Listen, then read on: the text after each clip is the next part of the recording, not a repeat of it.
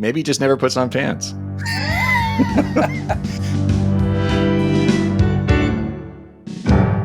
Sometimes some of these things I just want to get out of my system because I had an idea to cut the Aquaman discussion we had. Yes. And I was like, you know what? I know nobody cares about this movie, but I really want to do this. I really wanted to work Super Friends into. It was so great. I saw that was so great. Aquaman sweeps the vast areas of the ocean with his sonar. And Lobo, because you mention Lobo in the episode, but that's what you were hinting at. Yeah. You definitely are a superhero character, but you're just not that one. I love you too. That's the big rumor. The Super Friends zoom for the surface. Do you want to talk Superman casting stuff or Doctor Who? That's a good question. We can talk them both. Superman casting stuff is pretty quick. We can get that out of the way. Okay, let's hit it then. I mean, I just don't know how big this. I know that he is seeding his DC universe, but I'm like, what is this script that's going to have all of these elements in it? But yes, the official word has come, if you guys don't already know, and I'm sure you do, but Nicholas Hoult has now officially been announced as Lex Luthor. And I think that's great. I think we had talked about it before because he was apparently brought up for Superman too. Right. And I think it was probably them going, that guy could do either one. But I think he'll make a really good Luthor. I know it's his deal is to kind of like, he teases everybody with Jimbo releases these bits of information and then goes back to the whole thing of like, he's going to be a new take. It's like, you haven't seen a Luthor like this before. And I'm kind of like, well, okay. The only thing is I worry, like, does that mean, Jesse Eisenberg was a Luthor I'd never seen before. And then I was like, and that's a Luthor I don't ever want to see again. Right. Is it possible that we never, and I like Jesse Eisenberg. No offense, Jesse. We still good? Me and you? Okay. But that was a terrible take. It was a terrible take on the character. It was like the fire engines agree. Yeah, they agree. Here come the firemen. Yeah. Awful take. That's he was hot like take. He was like the fourth stooge that you just didn't want to meet ever. Yeah, I know. I love twitchy, genius, lanky-haired. I'm like, no, and all this is awful. They tried to woo me at that last little pre-credit sequence, or was it button, where he's finally bald, and he goes, what about I'm putting together an Injustice League? And I was like, yeah, that's better, but I'm out. That's better, but I'm out. Was pretty much what I said in the movie theater. That should be like a title of a book about the DCEU. Yeah. About the latter days of the DCEU. Oh, by the way, it's time for a new segment on our podcast, and we're getting back. We're going to get back to the Superman casting, but I thought of this, and if I don't say it, I'll forget it. New segment called Brendan Recommendins. Brendan Recommendins, and I am currently reading a book called MCU, which is a unauthorized history of the Marvel Cinematic Universe. Joanna Robinson, I believe, is the author. It's very thorough. Actually, multiple authors, but I think she's the main one. It's not an oral history, which I do love, but there are a lot of great quotes and so forth. And it does chart it from the earliest days. And it's really good. It's just really good. It's if you're a fan and you followed all the stuff as these movies came out, there won't be too many big surprises. Okay. But it is amazing. It still amazes you when you're reading it like this. It shouldn't have worked. And it's amazing that it did. And without a Kevin Feige, it never would have happened. So it's really, really awesome. Cool. I'm also recommending Blue Eye Samurai on Netflix, the animated series. It is gorgeous. It is really great. I know that people are already psyched about it. You need to watch it, Chad. You need to watch it. It's so good. And it's for adults. So it's very, bloody, and occasionally there's naked boobs. So now I've got you. Now I got you. It's really good. And also I'm recommending the last one is Godzilla -1, which again, that is not, that's not me being a hot take. Everyone loves that movie. It's now the top grossing foreign film in America this year and possibly for several years. It's really good. What's the deal? Okay, and there's also the Monarch project on Apple TV. Monarch, Legacy of Monsters. Yes. What the hell is that about? It doesn't. I like it's not it. That's a good pull quote. What the hell is that about? I mean, it's not the Godzilla verse, is it? No, it is the Godzilla verse. It is. Okay. Godzilla -1 is not connected at all. That's the difference. Godzilla -1, the feature film, is not connected to the movies that have come out lately or Monarch. Monarch is connected to the Godzilla movies that we've had recently and the Kong movies and Godzilla Kong. Okay. Yeah, Monarch is a TV tie-in to those movies, and I'm watching it. I'm enjoying it. It's like Agents of S.H.I.E.L.D. for the That's GCU. actually not a bad... Or the KCU, whatever you call it. Yeah, or the Kaiju U, or Gojira U. Gojira U, yeah. It's okay. And Kurt Russell, the man's amazing. Like, he's the best thing in it whenever he's on screen, but they keep asking me to care about these young, pretty people who are the main characters. And I'm like, and it's actually co-created by a very talented comic book writer, Matt Fraction, who has written a lot of great stuff, specifically Marvel stuff. He's one of the guys who created Monarch, the series.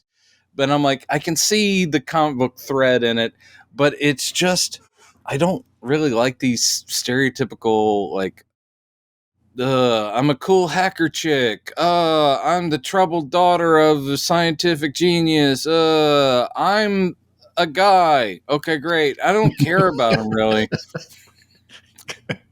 Is it like annoying in a CW kind of way? No, it is smarter than that, and it's not like people taking their shirts off to like go look at my washboard abs. It's just, I like the idea, which is the human stories on the ground in between these giant monster fights and the organization that's been tracking Titans, which is what they call all of those monsters. Did you see those Godzilla movies, by the way? The most recent ones? Did I? I know I saw that one that the guy from Breaking Bad was annoyingly only in it for 5 minutes. Godzilla. Yeah, he's in it for 5 minutes and dies. What's his name again? I can always forget his name. Bryan Cranston, who was they were talking about him for Luther, and it's like, is it because he was bald for a lot of that show? Though he would have made an awesome Luther, because that guy's an amazing actor. He's a little thick above the age range, I think. If they're wanting them to kind of be, I think, in sync, mirroring each other, which that works for the comics too. Yeah. But that was the first one, and this series takes place but in two different timelines, which is how they have Wyatt Russell, the actor, playing young Kurt Russell. So he's playing the same character his dad is, because they keep bouncing back to the 1950s when that organization is being formed, and our first encounter with the kaijus, and then moving forward to after that movie, and it's between that movie and I think the second one. So it's basically fitting in gaps. Godzilla Kong was pretty fun. I enjoyed it. It gets batshit crazy because they go to the Hollow Earth, and that's their explanation of where the kaiju are. Oh, so, that's right. Yeah. So they end up fighting, like Kong and Godzilla are fighting in the middle of the earth, and it's fantastical. That was crazy. Yeah, I did see that. Oh, you did? I was like, I thought it was okay. I mean, I did like. I thought the first Godzilla was good, but just kind of disappointing, and they did the thing of teasing out his first appearance for a long time because they wanted it to have a big impact. But some people are like, "Is this a Godzilla movie or what?" Yeah, and I only recently saw the first Kong movie. Yeah, which Kong I thought Skull was Island. fascinating. How many beats they stole from Peter Jackson's movie? Didn't they? Well, I mean, weren't there like entire scenes that they just basically? I mean, the helicopter thing. I thought there was something that they did that was like we'd already seen. The thing is, if you make a King Kong movie, you're going to have him grabbing planes or helicopters out of the sky and doing that. What I found was very funny is that in order for them to build, because that was the whole deal, is they wanted that Kong movie because they were building to a Godzilla Kong. So they had to do this thing about, look how much bigger he is than like 1930s Kong, and even Peter Jackson's Kong is not Godzilla size. He's giant, but he's not 200 feet tall. So Kong of Skull Island, they're like going, oh no, this guy's really big. Really big, yeah. And the effects were great, and you had, solid actors in it. You had Adrian, was it Adrian Brody? Come on, fireman, tell me. Brody was in the Peter Jackson movie, wasn't he? Oh, right. Yes. I think I'm getting people mixed up. Sorry. Yeah, along with Jack Black. Who was Hero Guy in Kong of Skull Island? Good question. But I know it had Brie Larson in it. Yes. And Samuel L. Jackson, right? Yeah. Kong Skull Island. Look how I do the typey type. Oh, it was Tom Hiddleston. Oh, it was Loki. That's right. Yeah. And John, John Goodman, by the way, who was in that one. Right. He shows up as that character at the very beginning of Monarch. Like he plays his same character like later, and you see him die. So basically it's a cameo, but he's like going, I need my son to record this so my son sees what's happening, and kaiju are bad. But Godzilla Minus One is the best Godzilla movie that's been made ever. The effects are amazing. Wow. They really sell a human story, and it's ignoring all other... It's like a reboot. And it takes place in 1954, just like the original Godzilla movie.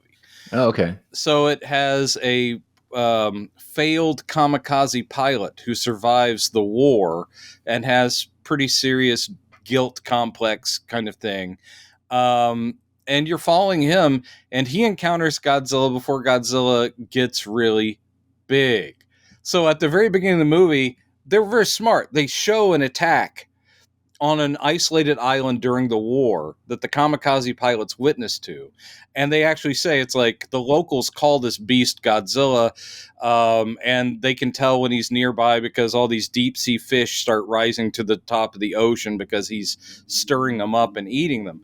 And when Godzilla shows up, it is really well, I mean, the effects are amazing, but I was like, oh, did they do a Kong in reverse? Because he's kind of tiny here. Like the guy gets in his plane, doesn't take off, but he's just using the guns of the plane on the ground. And I'm like, he's barely bigger than that guy in the plane. I was like, okay, interesting take. And he doesn't have the radiation breath at the beginning. So what, he's only like 10 feet tall or something? No. He's probably 40. He's probably like 40 feet or 50 feet tall, but he's not Godzilla size. It's not like skyscraper size. Yeah. And then the whole thing is clearly the radiation, the atomic testing that happens after is what triggers his size and the radiation breath and all that.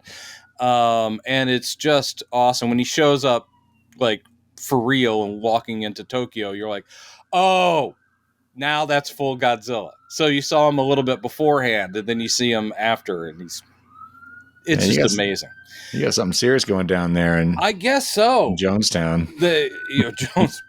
We don't call it that anymore. That was a bad PR choice.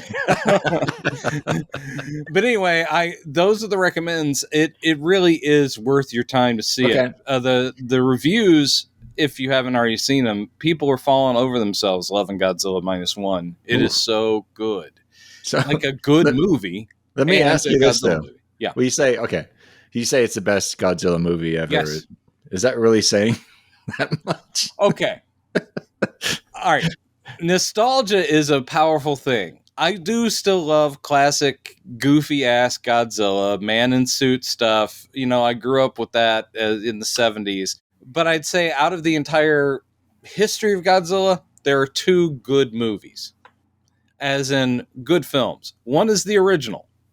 The original 1954 movie is an effective horror movie. It's really good.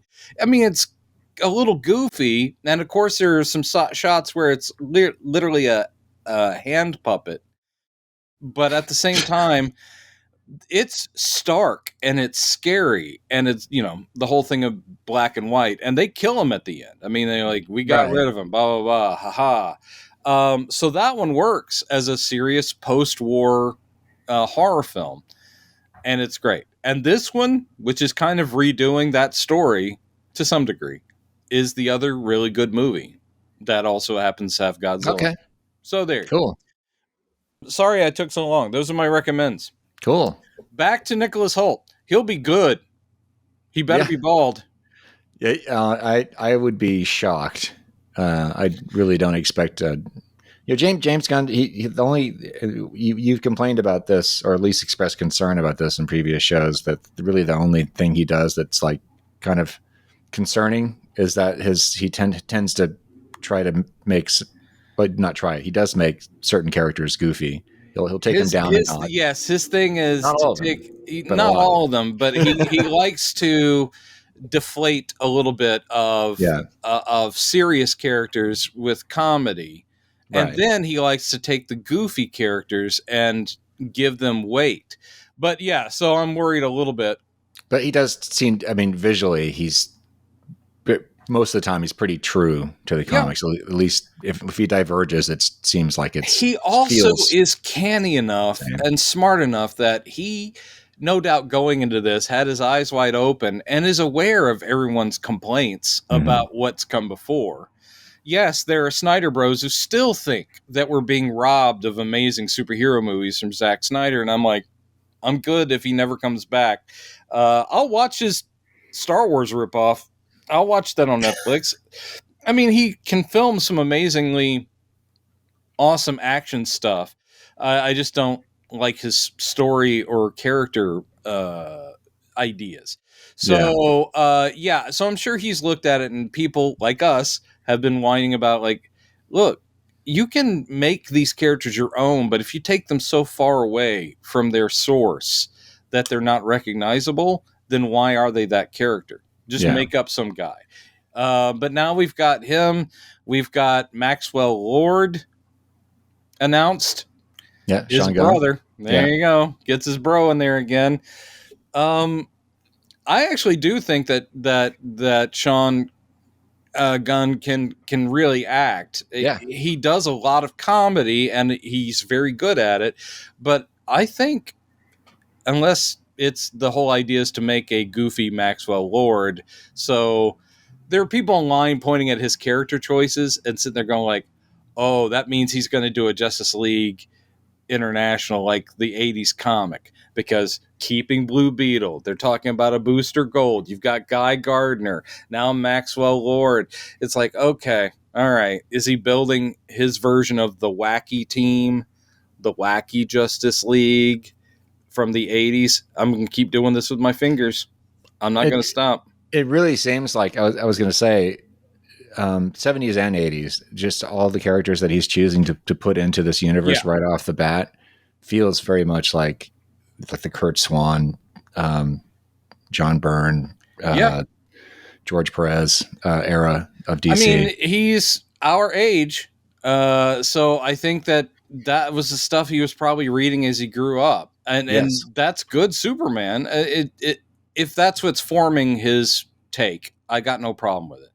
And rumor is another internet rumor. Take it big grain of salt. But essentially, people are going, yeah, they are already all the art direction, all the art directors. I mean, they haven't built sets or anything yet, but they're like going, all the production art around the offices is classic costume red trunks. And I'm like, hee hee hee. Yep. Never have I been so focused on the character's crotch region than I am when it comes to Superman. Anyway, Henry Cavill would have rocked some red trunks. Again, no offense. Speaking of crotch regions, I did go.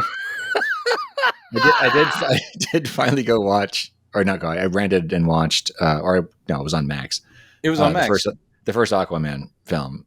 Oh, Probably watched that. right. I thought you were about to go into Blue Beetle, and I was like, I know you watched that. I saw Blue Beetle as well. Yeah. Aquaman, what'd you think? It was okay. Yeah. Um, yeah, that is it's an aggressively okay movie.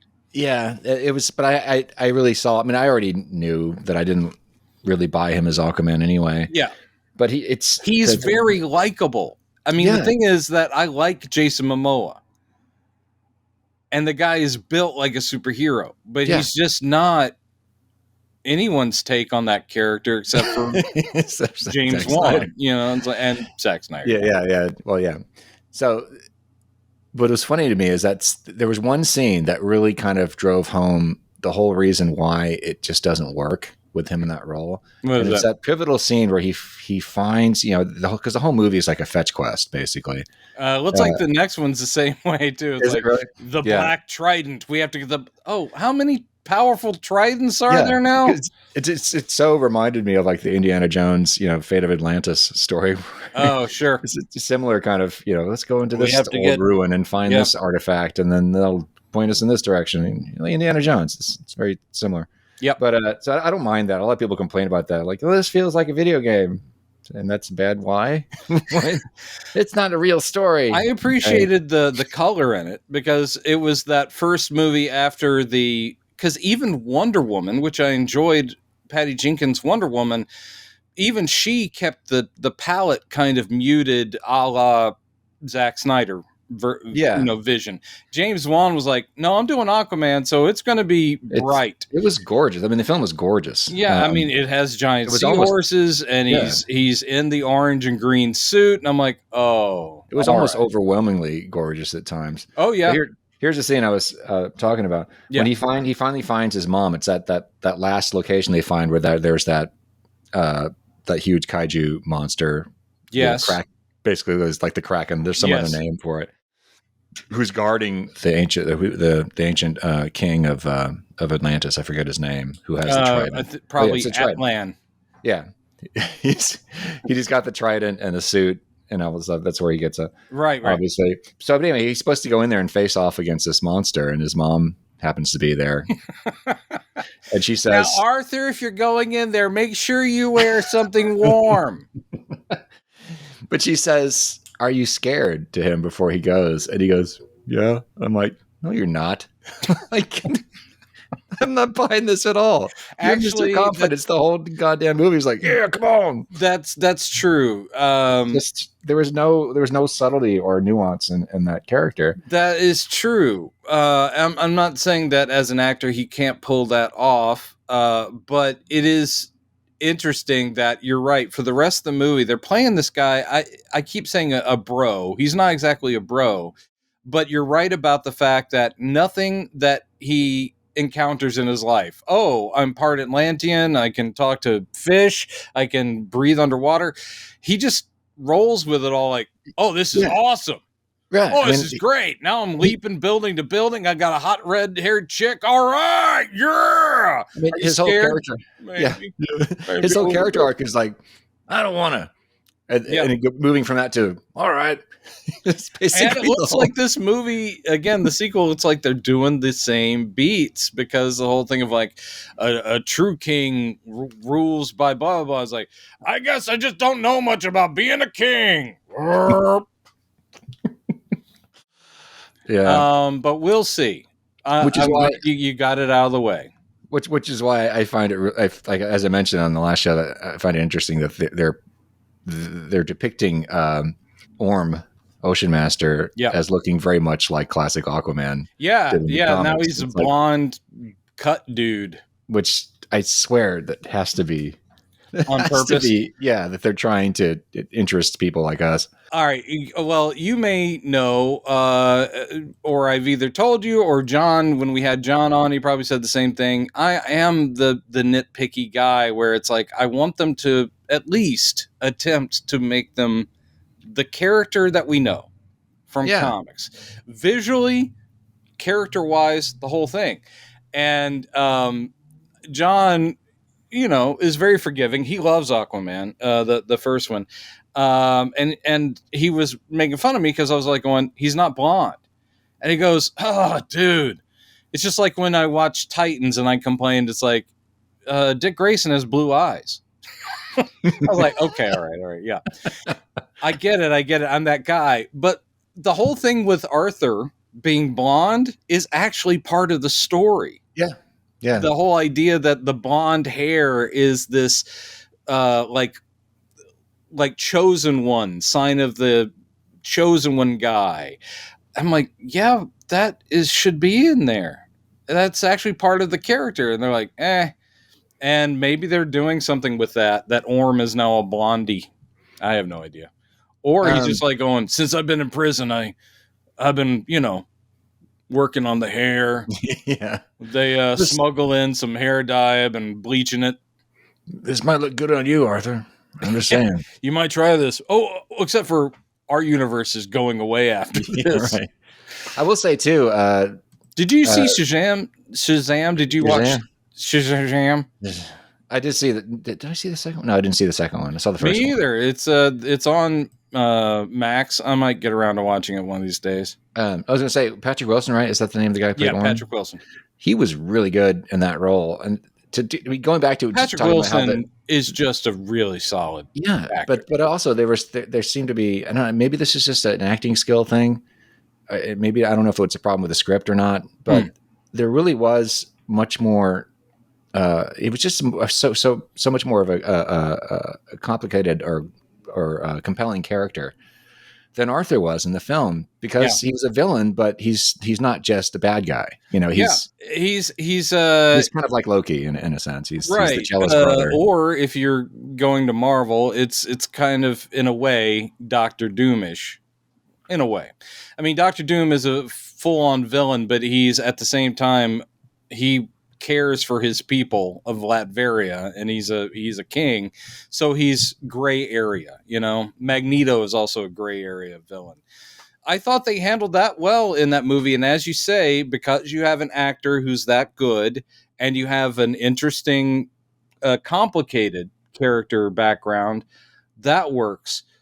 Arthur sadly doesn't have the weight in that movie.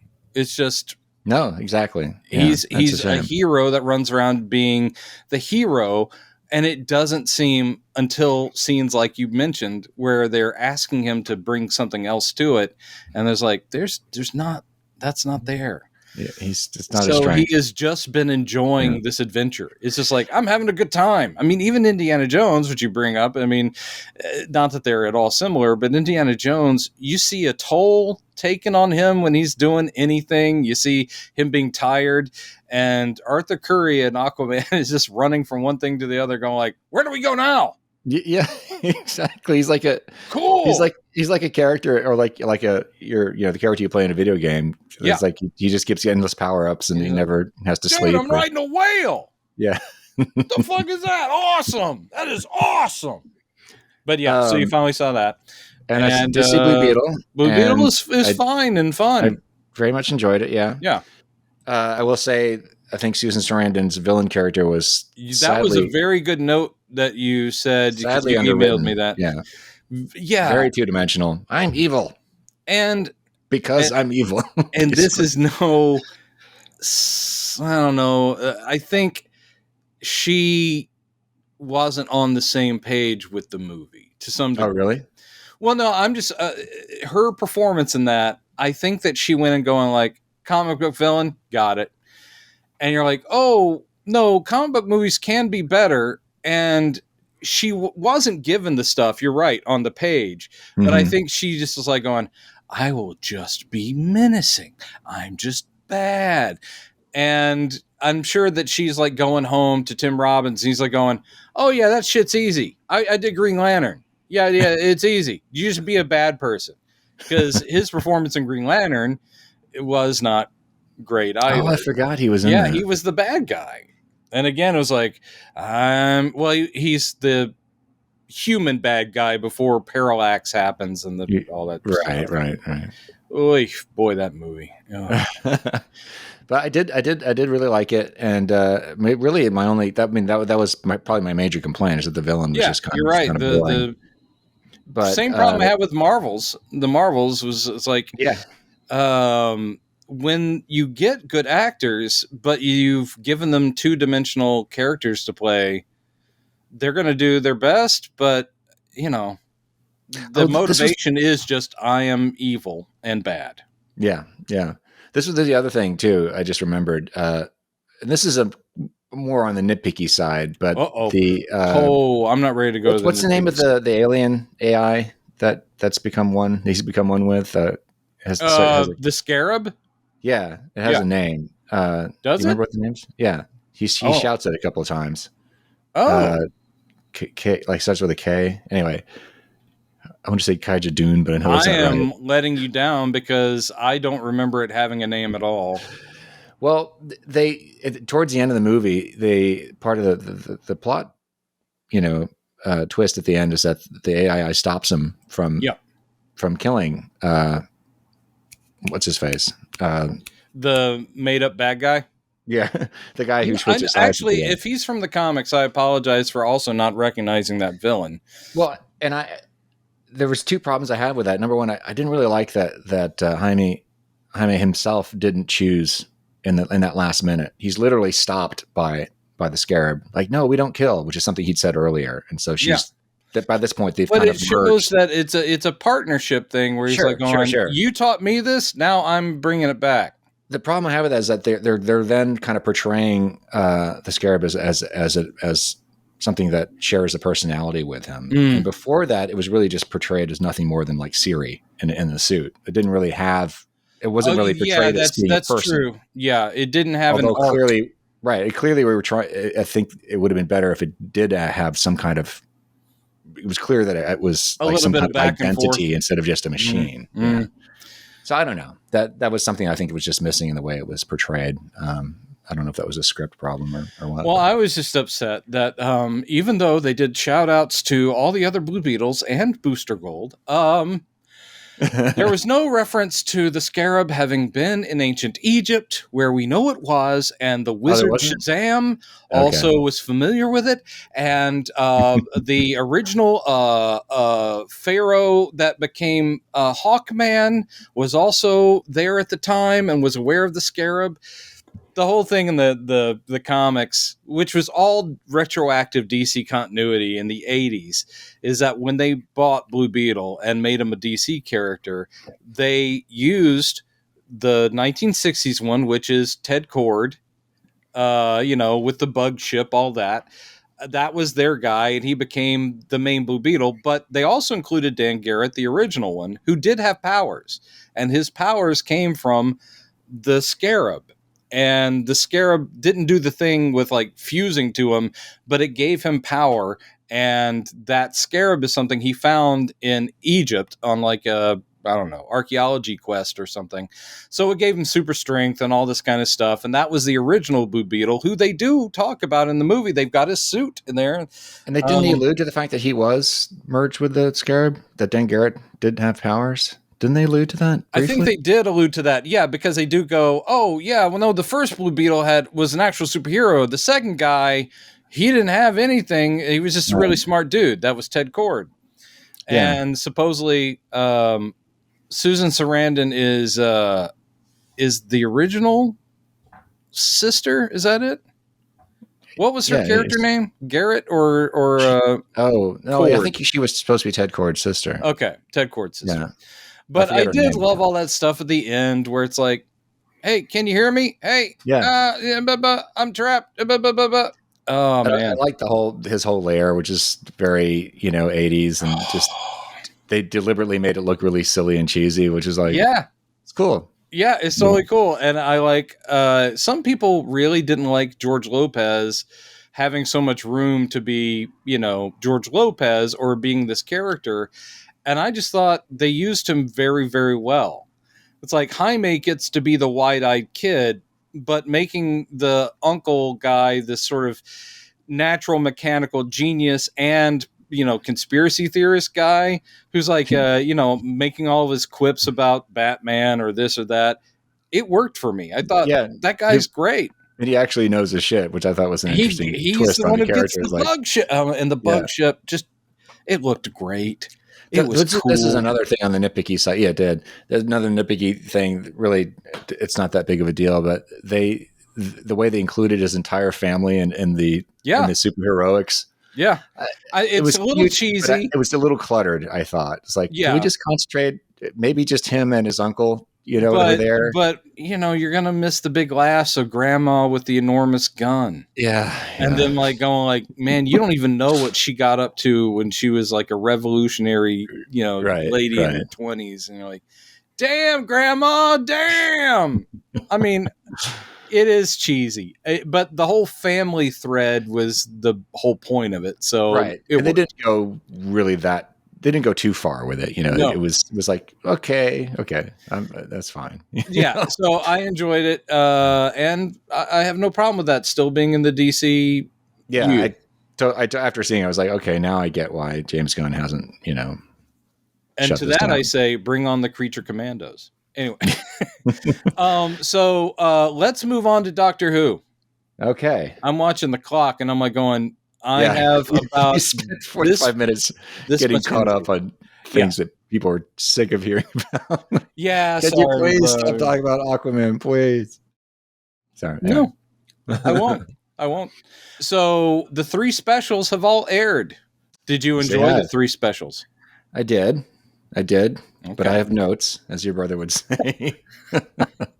Not literally. I didn't write them down. But okay. There's a lot to say. There's a lot to say.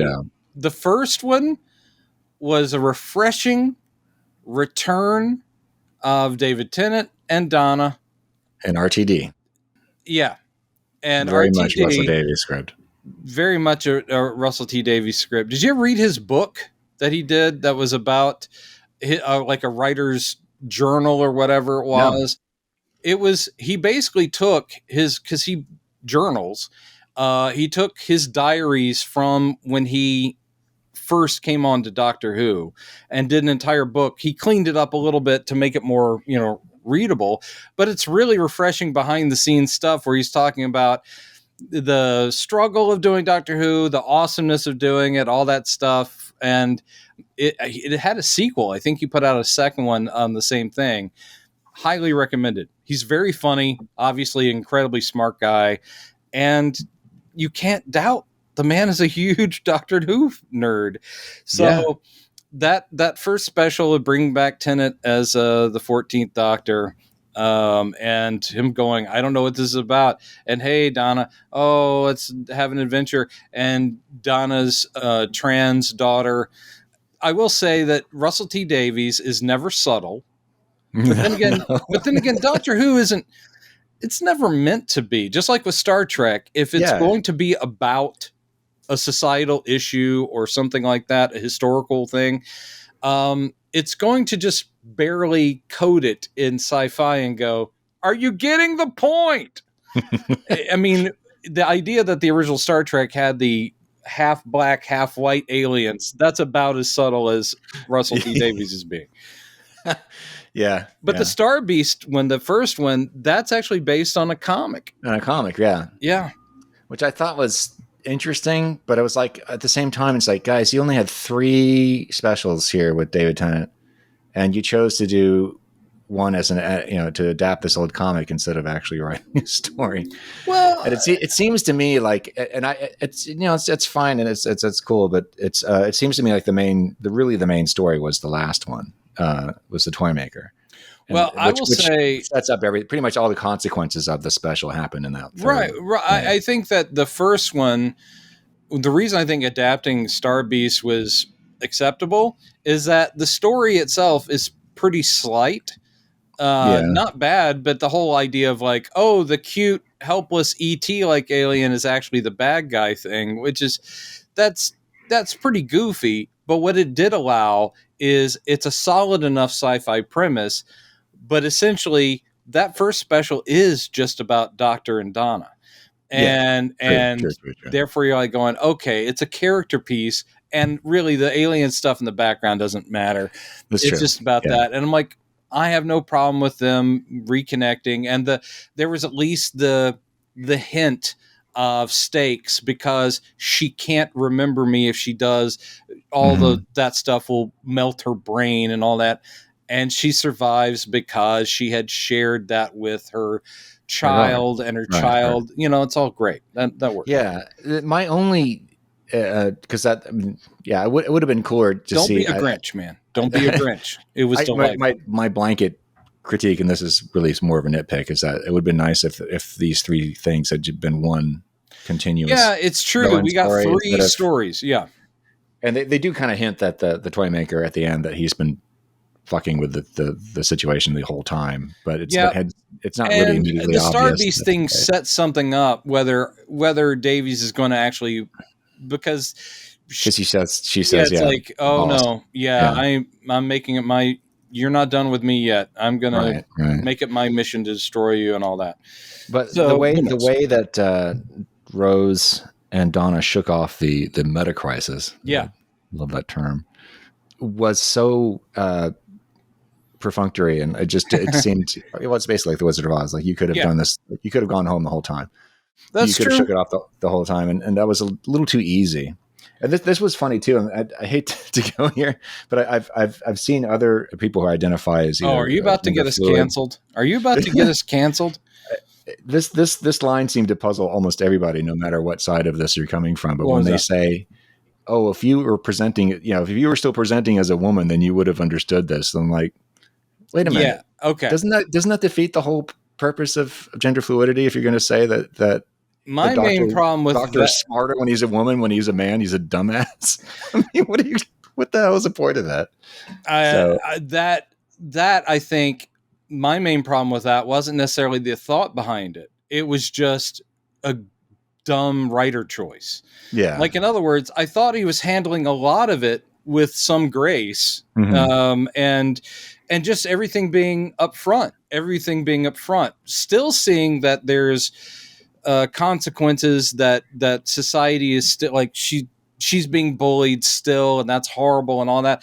And there's that scene with Donna and her mother, and they're totally supportive, but you have the mother going, "Oh, I still make mistakes." And she's like, "Look, it's gonna happen." So some of that stuff was really nicely handled. I can't speak to how it sounds or how it feels to trans people, but I will say that line, there were a couple lines I was like going, RTD, that is so on the nose, or so, it's like, don't do the thing about that. But the whole thing of where they have the toy maker go, he goes, but everything's not binary. And I'm like, I think we're getting our themes.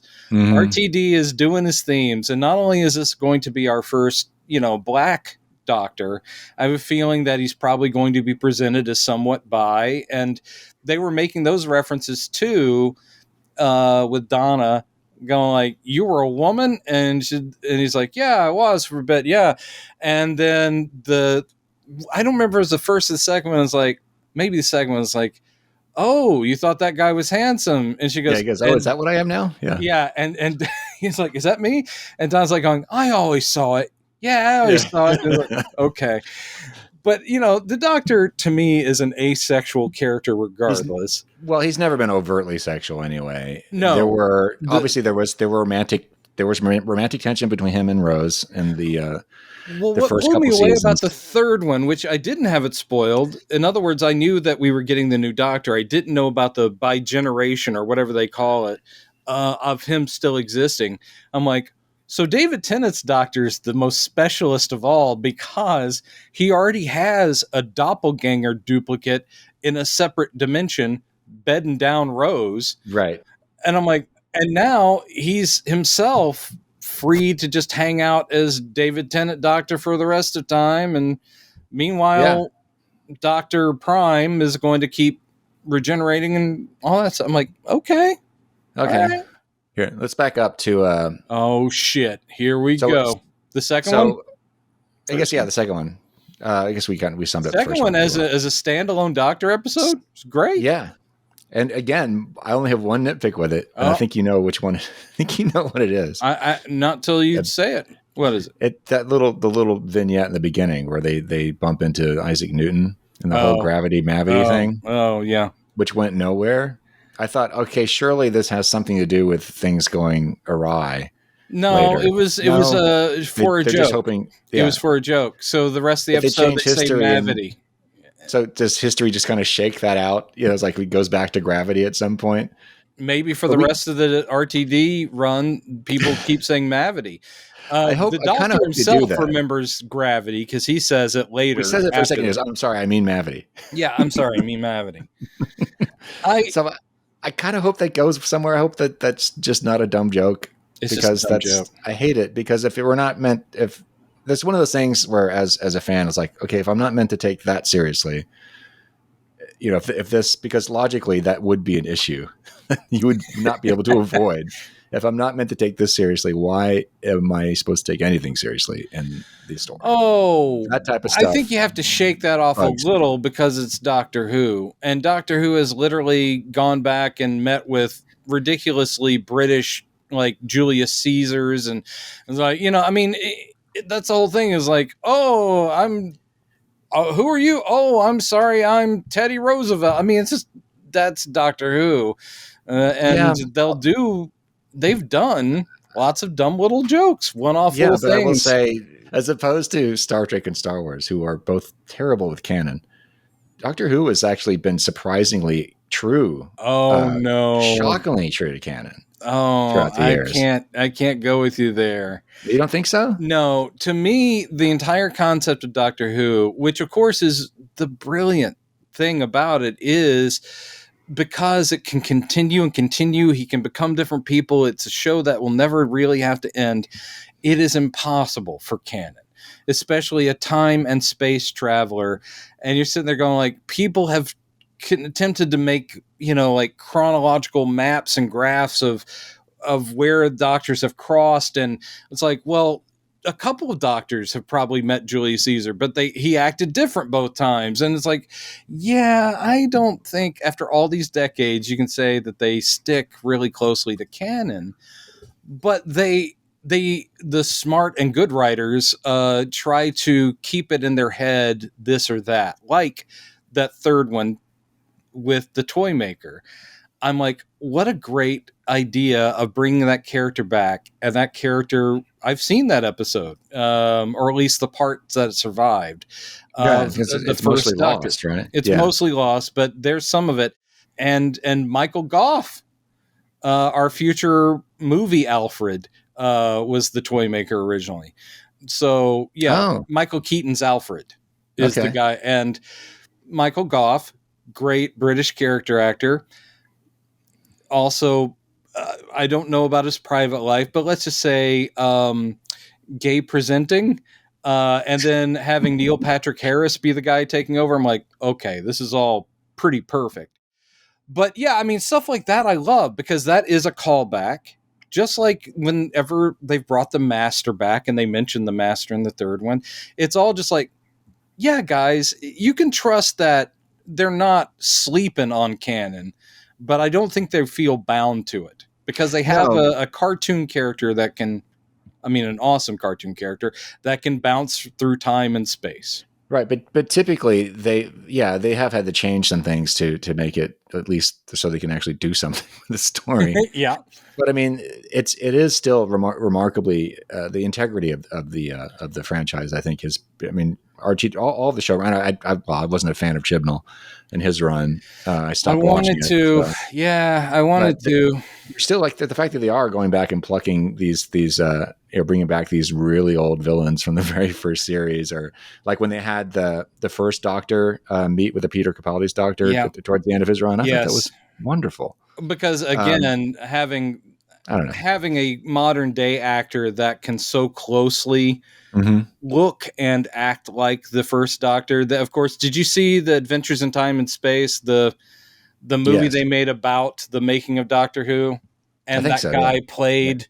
Yes. Oh, yeah. The documentary, right? Yeah. I mean, yeah. Not the documentary. Sorry, the biopic about him. Yeah. Right, and that's basically why they're like, oh shit! If we ever need First Doctor, we can just plug him in, and here he is, and that was so great. Yeah. One of the things I loved in the third, and I know we are bouncing around. I'm not. Your upset or your nitpick is noted. It didn't bother me. It bothered me in the fact, similar to you, of like, is this going to run through the whole series, or was that a one-off? Because I agree, if it was just this one-off goofy joke, then it didn't land that, that well. And it's like, okay. But they have done things like that in the past where there is something stupid like that. And eventually one of the characters goes, hey, wait a minute. Maybe it will. So maybe, and because the bad wolf has thing probably took a long mapped time. off. Yes, that's right. And he's probably mapped out, at least his first series. So I'm sitting there going, yeah, who knows? 3 episodes in to the new Doctor, someone might be saying Mavity, and he's like going, I need to fix that or something. It'll do a callback or what have you. Because it would have actually made sense had they done this. If the toy maker, being from another dimension outside of space and time, apparently, if he had gone, oh, don't you mean gravity? Mm-hmm. Seems like you messed something up here. I love the way it just hung on you. You're like going, like, come on. The 3rd episode comes out. You're like going, is no one going to address this? Well, that was a stinger of the episode. That's what took them into the theme song. It's like, oh, this is an important moment for the show. Nope, just dumb joke. But we'll see. You're right. And I will say that RTD, remembering his run, which is, it's great stuff. Moffat was great as well. But RTD is very playful. But when he wants to deliver, like in that second one, what I think works really about that dumb joke is that he knows he's about to give you a pretty eerie, upsetting, strange episode. So it's almost like he's got going, here's a little breather, a little goofy joke, and then now some weird ass disturbing nonsense. And you're like, okay, all right, that's good stuff. Before we move on to the past the second, I'll mention, I'm just going to kind of guess one of our patron supporters, Emily, friend of ours, also Blaggards fan. She was looking forward to us talking about this, but she said that there was something she observed about the second episode that she was wondering if we saw. She didn't say what it was. She just wants to see if we say it. Oh, I'm just going to guess that maybe it was the Isaac Newton thing. I don't know. Maybe it is. But there have been a lot of other stories, and this has been pointed out in other reviews I've watched on YouTube, that there have been a lot of villains in Doctor Who do the imitation thing, where there was that one, I forget what it was called, where David Tennant's Doctor was trapped on this lunar bus with some other people, and there was an invisible entity that was possessing them and imitating everybody. Yes.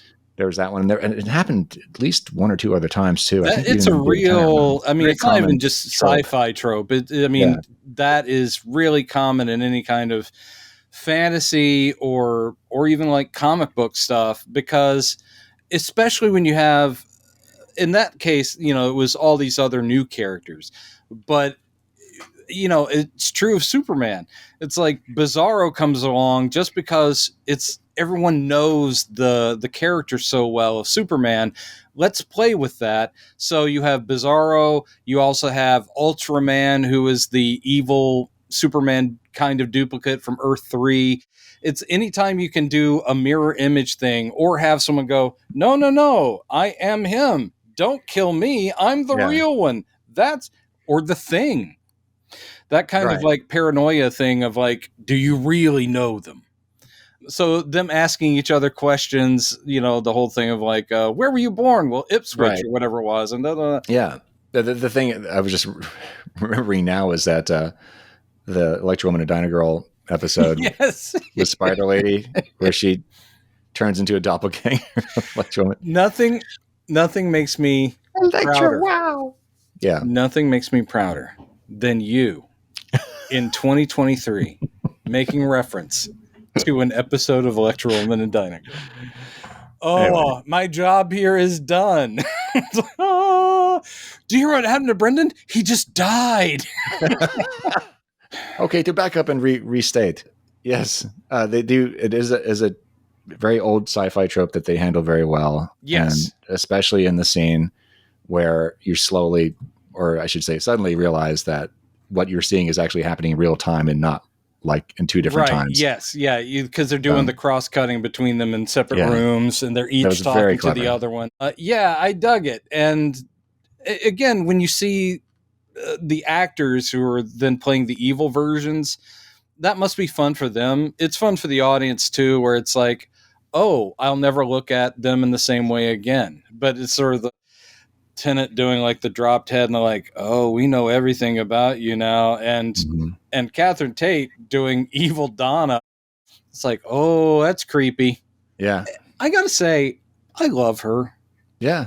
She's just great. They were both so fantastic in this. Yeah, and apparently Davies said the whole thought occurred to him if he was coming back, and it was like, I just want to put those two guys back on screen together because their chemistry is great, because they are in real life like besties, and it's just nothing better. She's, in my mind, not the most iconic of the companions, but she had some of the great storylines and loved them. Yeah. But and by the way, in the third one of the most effective things, and Neil Patrick Harris is having the time of his fucking life in that thing. But that thing where he did the puppet show about the companions, he's like, and oh my God, that is one of the best Doctor Who things ever. Oh, it's so because good. he's like going, oh, and then she came along, and oh, we met it. Then she died because of this, and he's like going, she's still okay. Her spirit lives. I was like, oh, then it's okay then. Didn't that remind you of Charles Nelson Riley a little bit? Like if Charles had been playing that part, which he would have done well, and if he was acting and not just being yang yang. Yeah. That just hit me now. I was like, wow, that was very much like. I think Charles Nelson Riley, had he been, it's just, I don't think anyone ever got the idea to stunt cast him as like evil, but I bet he could have done a very menacing kind of character. Yeah. Because he had the chops. Yeah, no, it is a thing that, I mean, Davies probably, I don't know if he thought of the casting before. He may have just like, I want to put Neil Patrick Harris in here somewhere. And then he thought of the toy maker, or if it was toy maker and they're like, oh, I know who should do it. Neil Patrick Harris. Well, it doesn't matter. It's just such a natural fit. And he's like, because you're going to be able to do all of it. You'll be able to do the theatricality. You'll be able to do all these accents, and you can play with them. You can dance and sing in this. You can juggle and do your magic tricks because, I mean, Neil Patrick Harris is a huge magician nerd. So he's doing all that himself. And I'm like, he even threw in Captain Spaulding's dance in that scene. Did you catch that? Yes, I did. I wound it back. I was like, did he really just do that? Yes, he did. Really did it, and I caught it so too. So good. Yeah. Yeah, I think that was ideal. And I can see people online going, man, that was over the top or whatever. I'm like going, that's the whole point. That's the whole point. The toy maker as a character, again, talking about Superman, I was sitting there going, he's just Mr. Mixy's Pitlick in a way. Yes, I was waiting for you to mention that.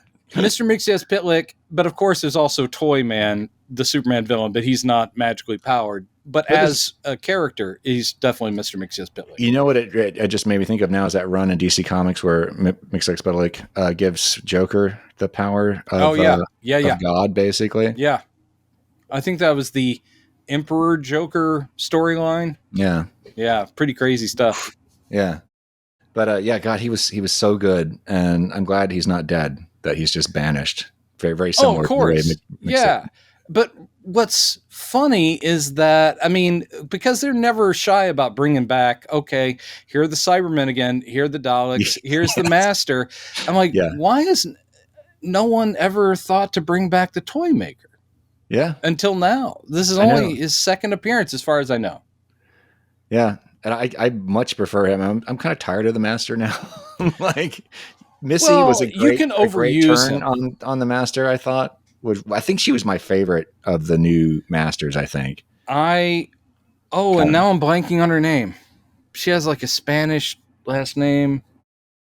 She is brilliant. I have a huge crush on her as well. She is one of the funniest British character actresses around. There was a sitcom called Green Wing from the early 2000s, like a hospital set British sitcom. Very surreally odd, and she's like the human resources woman in charge, and her character is so bizarre that everything when she shows up is a weird non sequitur, and the way she plays it off is so great. I love her, and I thought she was great as a Master, but It is true. It's like we can do a Batman movie without the Joker every now and then, and maybe we should also not always have the Master pop up. Yeah, but I would say her arc in Peter Capaldi's run, the way that went around in a circle. I can't remember exactly what happened, but I just remember when it got back around to, oh, this is when that happened that we saw before. Like, that is so good. So is that her hand? Is that her hand picking up the gold tooth in? That's what I thought. You know? Because he goes, even the Master, I got it right here in my gold tooth. Yeah, because this is like, let's go ahead and jump to the end now, because I know that's what he really wants to talk about. This is a bi-generation. Well, no, I mean, we talked about the whole episode. I thought it was great. And I thought Unit, always happy to see Unit. And of course, I love those callbacks too, where he goes up to, what's her name? Karen Lethbridge, or not Karen, Kate. Kate. Yes, it's Kate. Yes. Yeah, she's the daughter of the Brigadier. So yes. I just love that through line. And I love the way he goes like, look at you, still running Unit. It's like, your dad used to try to keep this thing secret. And now look at you. You've got your own big building and all this. It's great. That was a really nice beat too, where they take him, he lands on the Stark Tower landing pad. The Avengers. She comes storming out towards him, and you think, ooh, she's mad. And you think, is she going to sock him? No, she just gives him a big old hug. Like, that was good. And then they've set up the head scientist Unit lady. I like her a lot. I didn't know she existed as an actor, but then again, I don't watch every British show. But I did recently watch The Cleaner, starring Craig Davies, though he always pronounces it Davis. It's spelled Davies, but he always goes Greg Davis. And I'm like, that's probably apparently true with Ray Davis from the Kinks. Yeah. And he's hilarious. And he wrote and stars in 2 seasons, meaning like 6 episodes. It's not a lot of episodes of this show, a sitcom about a crime scene cleaner. And in one of the episodes, he meets this woman in a wheelchair who gives him total shit, and he gives her total shit. And it's very funny. And then they end up liking each other, but not romantically, but just sort of like, all right, yeah, you're okay. And it's a really great performance. She stuck in my mind. I'm like, oh, that's someone to watch. Very funny actor. And then she's in this. And first episode, I was like, oh, good for you. Now you're in Unit. And I love the thing where they're going, when they take Kate's thing off, or they're like, and she's starting to get hostile, and she's like going, and she's in a wheelchair, but I've seen her walk. She can walk. It's like, yeah, the actress can, which threw some people off. She has spina bifida, but she can get out of the chair. She needs the chair. Right. But yeah, I saw people online going, oh, this is, what kind of woke ableism is this? Because they used a clip where she crossed her legs, still sitting in the wheelchair, and they're like, oh, you should get an actual person with a disability. I'm like, she does have a disability. Idiots. Yeah. These people are idiots. Anyway, so I love all that. I thought the giggle thing was genius as far as just like a hook. It very much reminded me of, I guess, the Weeping Angels. Is it the first Weeping Angels episode where it's Martha Jones and David Tennant's the 10th Doctor discover this cassette tape that he's recorded. Oh yes, they're kind of doing 40 years in the past. Yeah. And then it winds back around. Oof! And all the Weeping Angel stuff that Moffat did with Matt Smith was great as well. Yep, because they were a huge part of that whole thing. In fact, by the way, let me throw this in there before I forget. Last time we were talking about Doctor Who, I mentioned R.T. Davies as being the fairy tale guy. It's really Moffat who's more the fairy tale guy. They're both fanciful. Yeah, but Moffat is the one who took, because Matt Smith's Doctor was essentially like Peter Pan. Yes. Yep. And he really leaned into that, and it was kind of nice. I think the way I dug his approach to the whole character. I did too. So anyway, and just some of the best stuff. Matt Smith. I mean, I hate doing Doctor ranking because it's impossible. He was great. He was great. Tennant is probably my favorite of all time, then probably Tom Baker, and then maybe Matt Smith. And speaking of which, Day of the Doctor, which has all of these guys in the same episode. I know. So good. But so yes, Toymaker, great concept, and good Lord, does Doogie Howser bring it. all the stuff where he's just playing through the accents, that opening Yes. scene, and where he's like going, yes, well, I'm sorry about the rain. Couldn't help that. And he's like, your accent is slipping. He's like, Yes. is it? Oh no, it's I love terrible. that they immediately And- point that out. Like, no, his accent's supposed to be a joke. Like, Yeah. you know, And then he's like going, Go with it. oh, you like the little choo-choo trains with the whooshy and the coo-choo-choo. You like this with the little puppet and the... And when he gets in the cannon, he's in that particle beam cannon thing at the end. He's like going, I like the lasers with the zooping and the... It's so yes. great.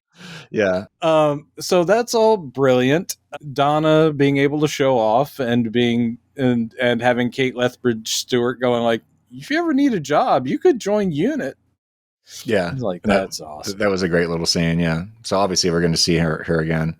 I hope so. And David Tennant. I mean, from time to time, I'm sure. Well, and okay, let's get into this because did you All right, have any idea? let's Did you have any idea that was how this episode was going? I had no idea. I knew it set up the new Doctor, and I did have a spoiler. Not a spoiler about the bi-generation thing, but a spoiler where someone online was like, again, slamming it for like, oh boy, here we go, woke Doctor time. They had a clip of our new Doctor at the end, I guess doing kind of a dancing thing around, because he seems pretty musical. He has a jukebox in his TARDIS now, and he also did that singing thing where he's like, yes, and I'm like, okay. But so they included a clip of that. And they're like going, yeah, we know where we're going with this. Oh boy, here we go. Oh. There's been a lot of beats in these three series or these three episodes where they're like kind of shooing away the anti-woke crowd. Like, another thing I loved, you're not going to be happy here. Another thing I loved about Davies in the third episode is, I mean, he takes swipes. I mean, the whole thing about what the giggle was doing to people, and it basically becomes people disregarding every other person's opinion or their rights or their whatever, becoming self-absorbed, know-it-all assholes. And I'm like going, yeah. Mm-hmm. Yeah. And, like they cut to the politician guy going, do you think I even care? Right. I don't give a shit about any of you. And then Donna's like going, well, nothing's changed there.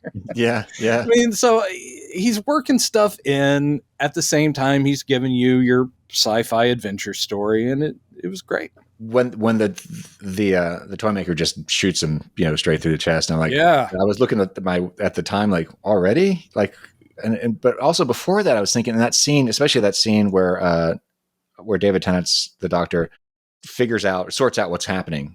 That scene you're just talking about where he says, oh, this is what's going on. And I'm thinking, God, he's so good at this. He's so good at playing this character. Why, it was in my head, I'm thinking, why can't we just have this? Can't we, why can't, it would have been so cool. Well, why basically, and then he doesn't leave. I'm like, it's a compromise. In other words, they're allowing him, since he's still a relatively young man, who will no doubt be making films and TV shows for a good while, but they've given him a door where if he wants and there's a good story, they can just bring him back because he's not going anywhere. Mm-hmm. And he loves the character and people love him as the character. It is very shaky idea. I think if somebody had just told me about this before, I would have been like, what? Yeah, me too.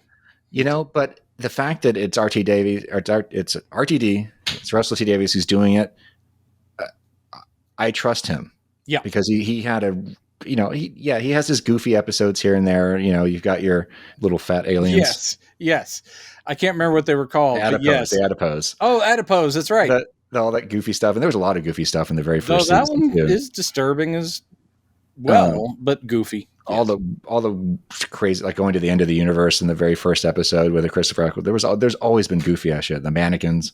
Yep. So it's fine. I dig what he does. So I have faith that he's going to take this in a good direction. Well, he's not. I mean, obviously, we're not going to be seeing David Tennant every week. No, nor should we. That would be weird. And it would also not be justified, and it would be really not fair to our new Doctor, who, I mean, he's bright and lively.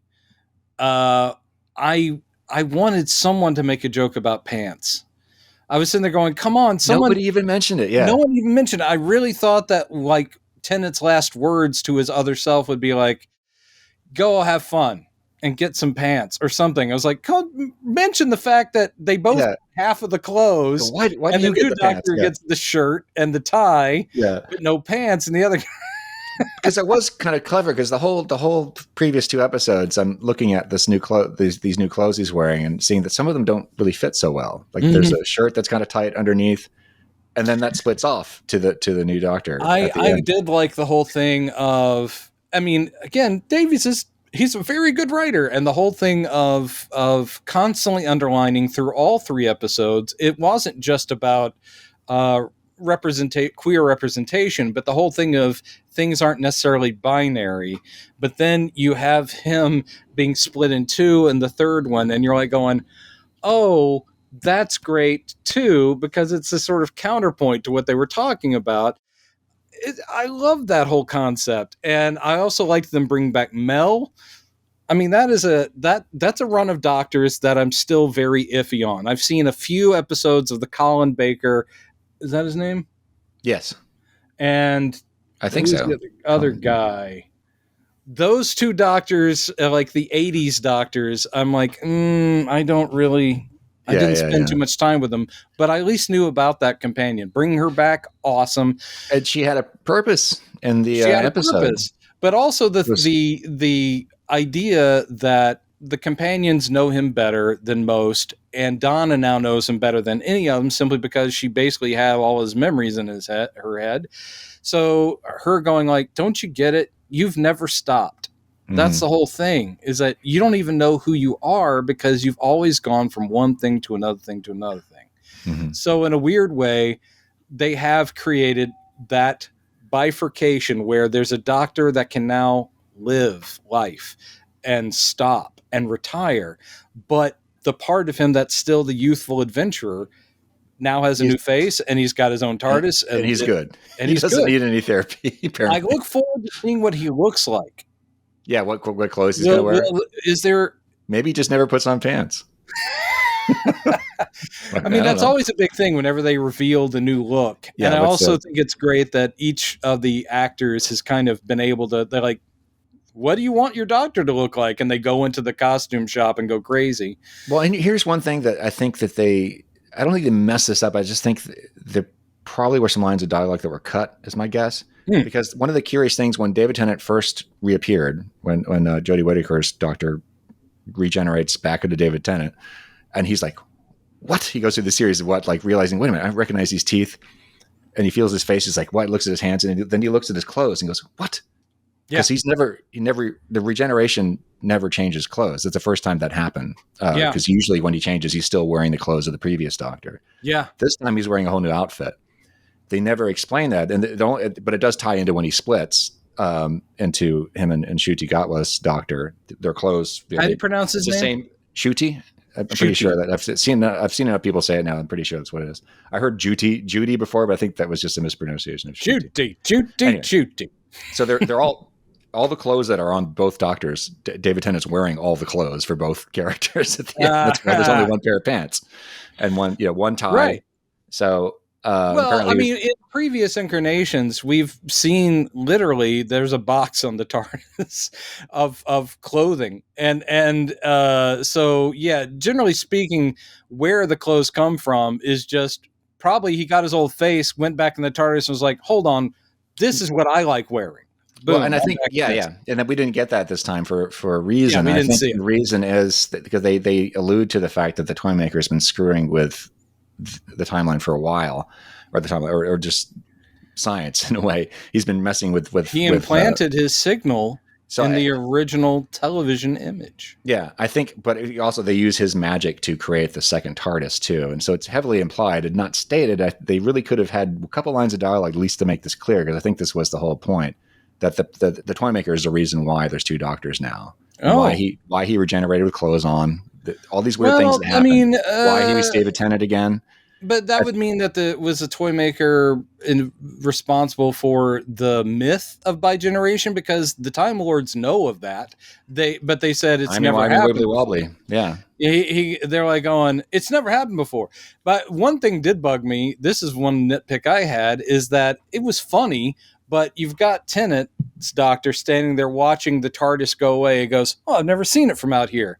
And I'm like, you've seen the TARDIS disappear a million times. Like, you stood outside your own TARDIS and seen it go away. It's not something you haven't seen. You've never seen yourself get in a TARDIS and go away, I guess. But even that you probably have, because he's met himself. Yeah. Yeah, that's true. That's a good point.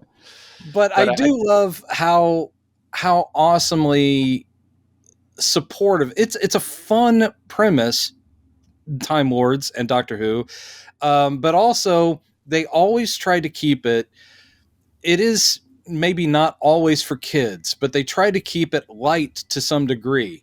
And it's similar to this is going to be a weird comparison, but the reason I like watching the Great British Baking Show is it's very British, and they have these wonderful contestants who are all sweet, nice British people who are unfailingly nice to each other, and it's comforting that these are genuine people who are being genuine.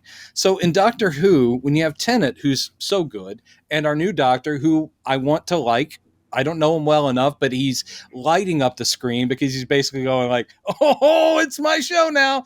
But the whole thing of them doing the hug, like, "Come in here, you," it just feels great. Also, that's psychotherapy on screen, visualized, is two halves of one person hugging and going like, "I love you." Do you get it? It's like, love yourself. I love you. Yeah. And giving them a kiss and like, everything's going to be okay. I'm like, God damn, that is a warm, fuzzy feeling. It was, and this is where I get into where I wish they had given that story a little bit more time to breathe, because there was that, but then there was also the sense of, okay, time to go now. All right, you need another TARDIS. All right, here you go. There's another TARDIS. Go. Shh, here. When does the first episode go get the TARDIS hit? What's that? When does the first episode of his series hit? Is it January? I think it's soon. Yeah, I hope so. I don't want to wait a whole year. Do these count as their yearly Christmas special, right? These three. Well, whatever. In other words, at the end of it, I was like, I really want to see what this new doctor does, because I get enough of a sense of him, but at the same time, we're wrapping up the Tennant storyline. We get to see him go home with Donna, and they have a lovely family meal, and meanwhile, Grandpa's shooting at moles. I thought that was a rather interesting way to deal with Bernard Cribbin's passing, is to just not even acknowledge it. Well, they don't want the character to die. I know, but I thought that it's since we've had this, thinking about it, compare this to like the way that Carrie Fisher's passing was handled, and you mean perfectly? No, and damn it, what's his name? The guy who played Black Panther. Because they say, okay, we can do some weird digital trickery. Chadwick Boseman. We'll have him die off screen. That's what they did. Princess Leia, they say, okay, she's still here, but we're going to use old footage to keep her around at least long enough to get the movie.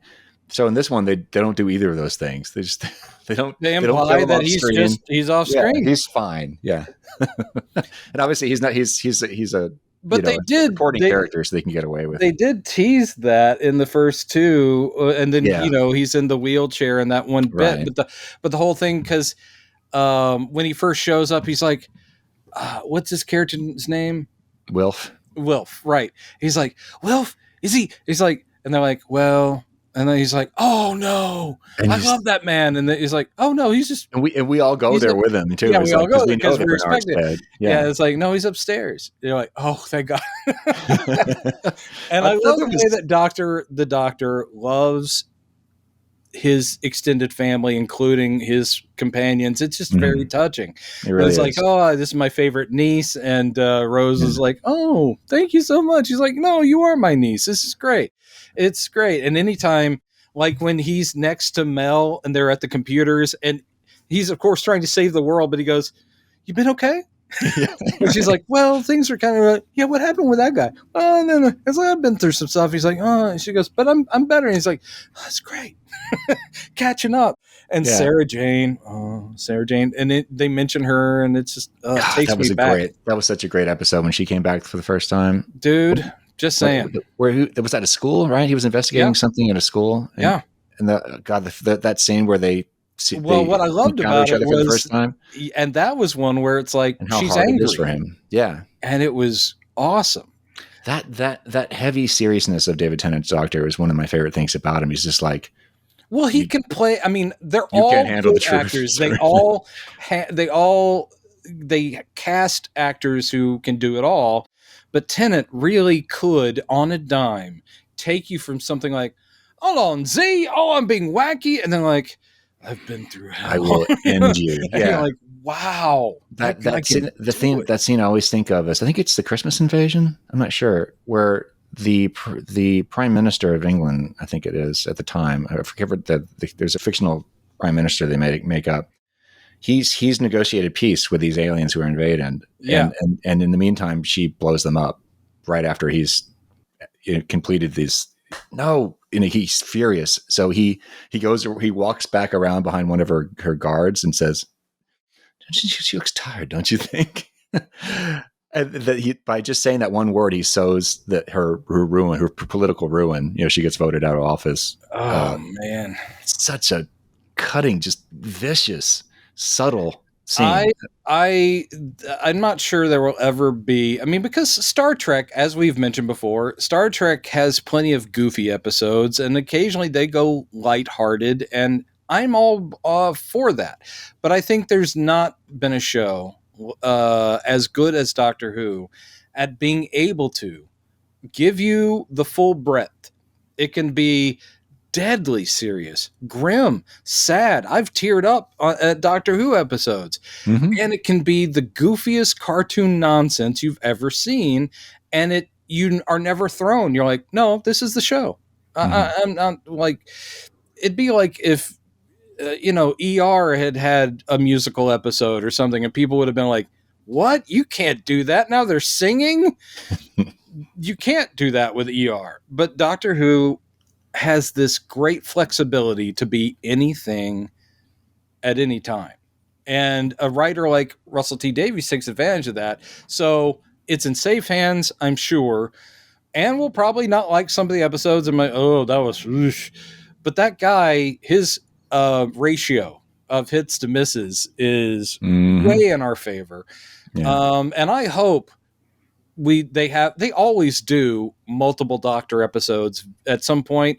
Bring back Jodie Whittaker, give her a chance to walk through a really good Doctor Who story because she deserves it. Yeah. And we've got plenty of doctors alive. It's like, get them back in.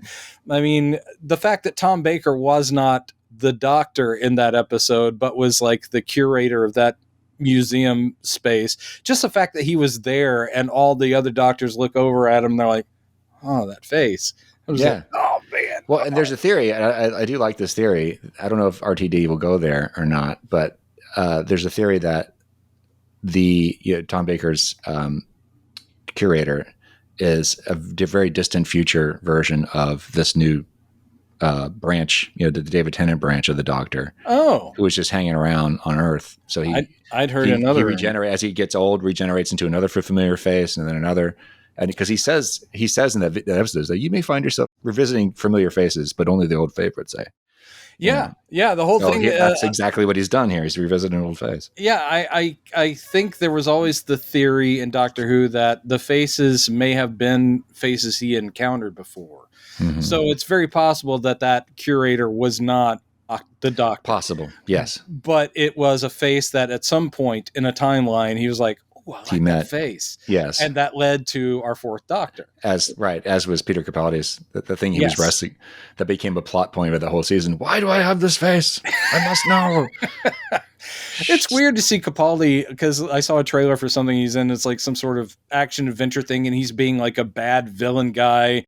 It's some Apple TV show or something. And I was just like going, man, you're the Doctor. It's just weird seeing you be like this, like kill her and her child, or whatever Yeah. it is. I'm just like, He was great though in the Suicide Squad.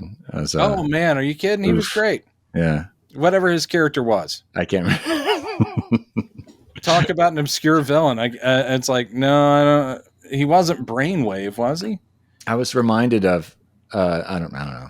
I was reminded of one of his scenes, one of the Clara arcs, where he was stuck. I vaguely remember this episode, but I saw this one scene where he'd been trapped in this time loop for 4 billion years because he was trying to save Clara. Yep. And she finds out later what he did, and he's just kind of shrugs it off like, "I have a duty of care," is the line. And I'm like, oh, so good. And that was Moffat, Yep. Oof. Another good writer. Yes. But generally speaking, other than your nitpicks, which are the nittiest of picks, you enjoyed the 3 specials? Yeah, and I really wanted to rewatch it before this, but I just didn't have time. I'm going to rewatch it. You because will. I need to soak in that last, especially the second half of the last episode again, to kind of just take it all in. Yeah, like I was saying, it's pretty obvious that they do say that it's the toy maker's magic that makes the second TARDIS possible. Therefore, yeah, it's like it's fading. Possible. They're like, it's fading, but while it's still here, right? It would have been nice if we had a scene before the toy maker was banished that they kind of sorted out, like they both maybe they both point him at the same time. It's like, it's you. It's because you're here, and he's like, because clearly the toy maker didn't expect it either, because even he's confused when they split in two. He's like, what? So it's all very confusing, but I'm digging it. I'm hopeful. I'm digging it, and I'm hopeful as well. And on that note, let's wrap her up. Wrap it up. I'll take it. Wrap it up. Yeah, I'll take it. All right. I guess I'll talk to you next year. Happy sure we'll Crumble. chat before then. Happy Crumble and Merry Gloop Glop. Okay. 2024 going to be our year. Yeah, it is. Okay. Bye, Damn everybody. right.